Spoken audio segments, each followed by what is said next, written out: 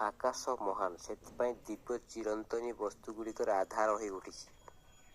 ଥରେ ଜଣେ ମଣିଷ ଦିବ୍ୟ ବାଣୀଗୁଡ଼ିକ କହି କହି ରାସ୍ତାକୁ କୁଆଡ଼େ ନ ଦେଇ ଚାଲି ଯାଉଥାଏ। ତା ପାଖର ଲୋକଟି କ'ଣ କହୁଛି ତା ପ୍ରତି ନଜର ଦେଉନଥାନ୍ତି। ଥରେ ଜଣେ ଲୋକ କୌତୁକ ଦେଖିବା ପାଇଁ ସେ ଲୋକଟିର ପଛେ ପଛେ ଗଲା। ଲୋକଟି ଘରେ ପହଞ୍ଚିବାରୁ ତା ପଛକୁ ଅନାଇ ଦେଖିଲା ଜଣେ ଲୋକ ତା ପଛରେ ଠିଆ ହୋଇଛି। ପଚାରିଲା, ଭାଇ, ତୁମେ କାହିଁକି ମୋ ପଛେ ପଛେ ଆସିଥିଲ? ଲୋକଟି କହିଲା, ତୁମ କଥା ବାଣୀଗୁଡ଼ିକ ମୋତେ ଭାରି ଭଲ ଲାଗିଲା। ପୁଣି ପରଦିନ ସେ ଲୋକଟି ପୁଣି ଦିବ୍ୟ ବାଣୀଗୁଡ଼ିକ କହି କହି ଯାଉଥାଏ। ଘରେ ପହଞ୍ଚିଲା ବେଳକୁ ଦେଖିଲା ତା ପଛରେ କିଛି ଲୋକ ଜମା ହୋଇଛନ୍ତି। ପଚାରିଲା, ଭାଇମାନେ, ଆପଣମାନେ କାହିଁକି ମୋ ପଛରେ ଆସିଥିଲେ?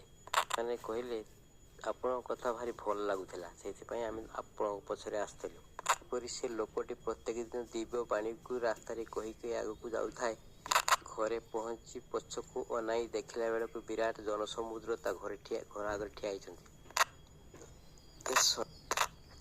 ରବୀନ୍ଦ୍ରନାଥ ଠାକୁରଙ୍କ ଭାଷାରେ କେଉ ଡାକ ଶୁନେ କେ ନା ଆସେ, ତବେ ଏକଲା ଚଲରେ।